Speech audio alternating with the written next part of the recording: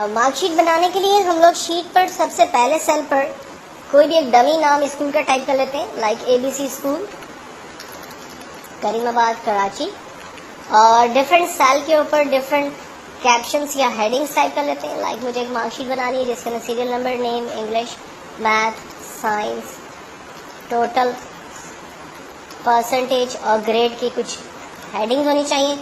Serial number print करने का तरीका मैं आपको पहले बता चुका हूँ। आप 1 लिखकर माउस को डॉट के ऊपर रखें, जब वो प्लस बन जाएगा तब क्लिक प्रेस करते हुए नीचे आएंगे। ये मार्कशीट्स के सीरियल नंबर जो है वो जनरेट हो गए। देन उसके बाद आप डमी नाम अपनी मर्जी से कोई भी टाइप कर दें।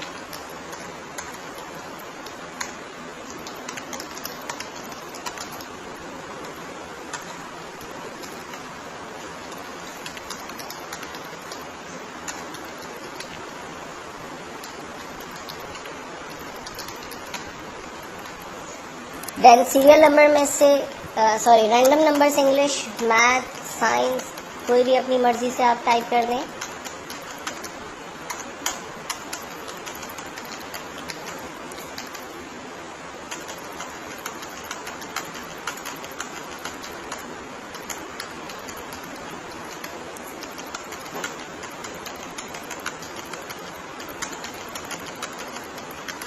टोटल निकालने के लिए इसमें सबसे आसान तरीका यह है कि आप पहले 3 नंबर्स को रेंज में लें, जहां आपको टोटल का आंसर चाहिए वहां तक की रेंज बना लें।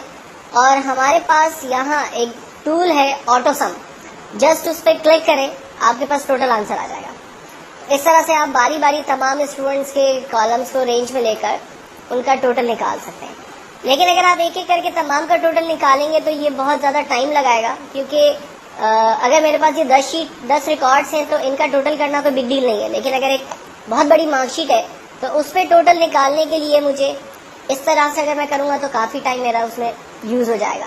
तो इसका बेहतर और आसान तरीका ये है कि तमाम नंबर्स को आप रेंज में ले लें और जहाँ इसका टोटल चाहिए वहाँ तक की रेंज बना लें और जस्ट एक ऑटो सम के बटन पर क्लिक करें, तमाम स्टूडेंट्स का टोटल आपके पास एक ही क्लिक पर आ जाएगा।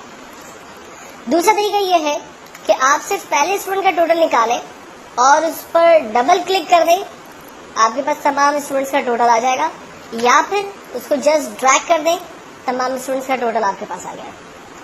नेक्स्ट है हमारे पास फार्मूला परसेंटेज का। एक्सेल में हर फार्मूला स्टार्ट होता है इक्वल के साइन के साथ। तो सबसे पहले हम लोग इक्वल बटन प्रेस करते हैं, उसके बाद स्टूडेंट के टोटल नंबर पे क्लिक करते हैं। मेरे पास आ रहा है F5 इसलिए आ रहा है क्योंकि F कॉलम और 5 नंबर की रॉ पर मैं मौजूद हूँ और इसने उस पर्टिकुलर सेल को रेंज में लिया हुआ है, तो इसलिए मुझे वो बताता है F5। हम कहते हैं ठीक है, डिवाइडेड बाय टोटल नंबर। अब अली ने इंग्लिश में 85 नंबर लिए 100 में से, मैथ्स में 74 नंबर लिए 100 में से, साइंस में 74 नंबर लिए 100 में से। तो एक्चुअल में मेरे पास 3 सब्जेक्ट है और हर सब्जेक्ट को 100 में से नंबर दिए, तो टोटल सब्जेक्ट नंबर हो गए 300। तो मैंने यहाँ पर दिया divided by 300 multiply by 100। Overall percentage हमेशा हम लोग 100 में से निकालते हैं, तो मैंने मल्टीप्लाई बाय 100 दिया, एंटर किया, फर्स्ट स्टूडेंट की परसेंटेज मेरे पास आ गई और बिल्कुल पहले की तरह हम इसको ड्रैग करते हैं, तमाम स्टूडेंट की परसेंटेज मेरे पास आ गई। देन उसके बाद इंपॉर्टेंट फार्मूला है ग्रेड का। अब ग्रेड के फार्मूले को यूज करने से पहले 5 लॉजिकल चीजों को समझ लें। ग्रेड के फार्मूले में साइन यूज होती है, नंबर 1 ग्रेटर देन, इस साइन को कहते हैं ग्रेटर देन। इसके बराबर एक और साइन यूज होती है जिसको कहते हैं लेस देन।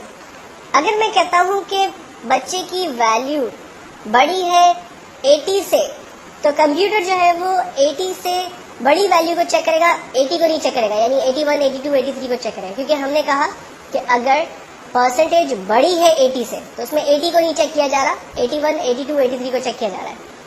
अगर हम कहते हैं कि वैल्यू छोटी है 80 से, तो इसका मतलब है कि वो 80 को नहीं चेक कर रहा, 80 से छोटी वैल्यू को चेक कर रहा है, 79, 78, 76 को। हम कहते हैं कि अगर वैल्यू बड़ी है, बराबर है 80 के, तो इसका मतलब है कि वो 80 को भी चेक करे और 80 से बड़ी वैल्यू को भी चेक करें, क्योंकि हमने ग्रेटर देन इक्वल्स टू कर दिया। अगर हम कहते हैं कि परसेंटेज छोटी है इक्वल्स टू 80, परसेंटेज 80 को भी चेक करेगा और 80 से छोटी वैल्यूज को भी चेक करेगा। जबकि 5वीं कंडीशन है परसेंटेज बराबर है 80 के, तो एग्जैक्टली 80 अगर परसेंटेज आ रही है तो उसी को वो चेक करेगा, अदरवाइज तमाम वैल्यू को वो इग्नोर करेगा। तो ये 5 डिफरेंट कंडीशंस होती हैं जो हम लोग आमतौर पे ग्रेड के इस फार्मूले में इस वक्त यूज करने जा रहे होते हैं। पहला फार्मूला ग्रेड का पहले स्टूडेंट के लिए हम इस्तेमाल करते हैं, इक्वल्स टू इफ का मतलब है अगर, ब्रैकेट ओपन, इस सेल की वैल्यू, पहले बच्चे की परसेंटेज पे क्लिक किया, सेल एड्रेस आ रहा है G5। हमने कहा अगर इस सेल की वैल्यू बड़ी है, बराबर है 80 के, तो कॉमा उस बच्चे को A+ ग्रेड दे दें। एक्सेल और प्रोग्रामिंग लैंग्वेज के अंदर हमेशा ख्याल रखना कि वो वैल्यू जो आपको स्क्रीन पर एज इट इज प्रिंट करवानी होगी, उस वैल्यू को आप इन्वर्टेड कॉमा के अंदर देते हैं। हमने कहा अगर G5 की वैल्यू बड़ी है, बराबर है 80 के, तो कॉमा उस बच्चे को A+ ग्रेड दे दें। और अगर ऐसा ना हो तो क्या करें, फिर हमें दूसरी कंडीशन लगानी होगी और दोबारा इफ को खोलकर दोबारा उस पर एक नया फार्मूला ऐड करना होगा। एक्चुअली फार्मूले का सिंटैक्स यही होगा, फार्मूले की कंडीशंस चेंज होती रहेंगी। मैं आपको करके बता देता हूँ। दूसरा फार्मूला लगाने के लिए हमने कॉमा लगाया और लिखते हैं इफ। जब इफ के अंदर मजीद इफ खुलते हैं तो उसको कहते हैं नेस्टेड लूप। ब्रैकेट ओपन, अगर इस सेल की वैल्यू बड़ी है, बराबर है 70 के, तो उस बच्चे को A ग्रेड दे दें। तीसरी कंडीशन, इफ अगर इस सेल की वैल्यू बड़ी है, बराबर है 60 के, तो उसको B ग्रेड दे दें। देन फोर्थ कंडीशन, अगर इस सेल की वैल्यू बड़ी है, बराबर है 50 के, तो उसको C ग्रेड दे दें। इफ अगर इस सेल की वैल्यू बड़ी है, बराबर है 40 के, तो उसको D ग्रेड दे दें। फाइनली हम कहते हैं कि अगर सेल की वैल्यू छोटी है, बराबर है 39 के, तो उसको फेल कर दें। अब जितने ब्रैकेट ओपन हुए हैं उतने ब्रैकेट हमें क्लोज करने होंगे। एक्सेल में यूजुअली ये होता है कि जब आप एक दफा ब्रैकेट ओपन करते हैं तो उसे क्लोज करने की नीड नहीं होती है, लेकिन जब आप एक से ज्यादा ब्रैकेट ओपन करेंगे तो उनको क्लोज भी करना पड़ेगा। तो यहाँ पर मेरे 6 ब्रैकेट्स ओपन हुए हैं, तो मैं उन 6 ब्रैकेट को क्लोज कर रहा हूँ। 1 2 3 4 5 6, और हर ब्रैकेट का अपना एक कलर है, तो हमें उससे अंदाजा भी हो जाता है कि वो ब्रैकेट प्रॉपर्ली क्लोज हो रहे या नहीं हो रहे। फाइनली मैंने एंटर किया, पहले बच्चे का ग्रेड मेरे पास आ गया और इसको सामने रखते हुए मैं ड्रैग करता हूँ, तमाम स्टूडेंट्स का ग्रेड मेरे पास आ जाता है। अब एक्सेल में इतने फार्मूले लगाने की क्या जरूरत थी या इतना लंबा चौड़ा काम करने की जरूरत क्या थी। ये काम हम शॉर्ट तरीके से भी कर लेते तो हमारा आंसर जो है वो जनरेट हो जाता, या हम मैनुअली टाइप कर लेते हैं, हाथ से लिख लेते हैं। एक्चुअल में एक्सेल में सबसे इंपॉर्टेंट चीज उसके फार्मूले ही है। लोग एक्सेल को पसंद करते हैं या ना पसंद करते हैं, उसका रीजन यही है कि उसके फार्मूले बड़े खतरनाक हैं।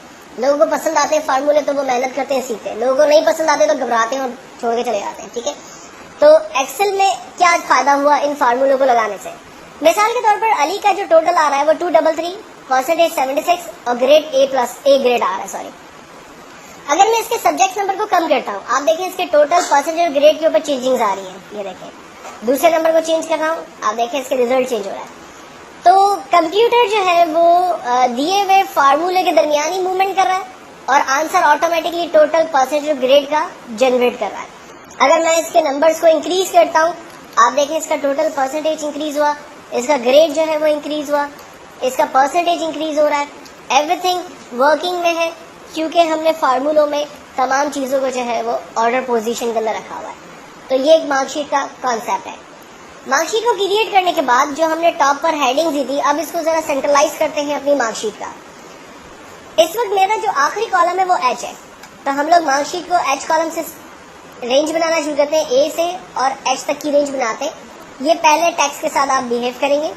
यहाँ पर एक टूल है हमारे पास, मर्ज एंड सेंटर। जैसे इस टूल पर क्लिक करते हैं हमारा टेक्स्ट सेंट्रलाइज हो गया मार्कशीट का। देन सेकंड हेडिंग को चूज किया, करीमाबाद कराची, और इसको भी हमने सेंट्रलाइज कर दिया। देन उसके बाद बोल्ड इटालिक को सारे टूल्स में आपको बता चुका हूँ, आप फॉर्मेटिंग के हवाले से उनको यूज कर सकते हैं।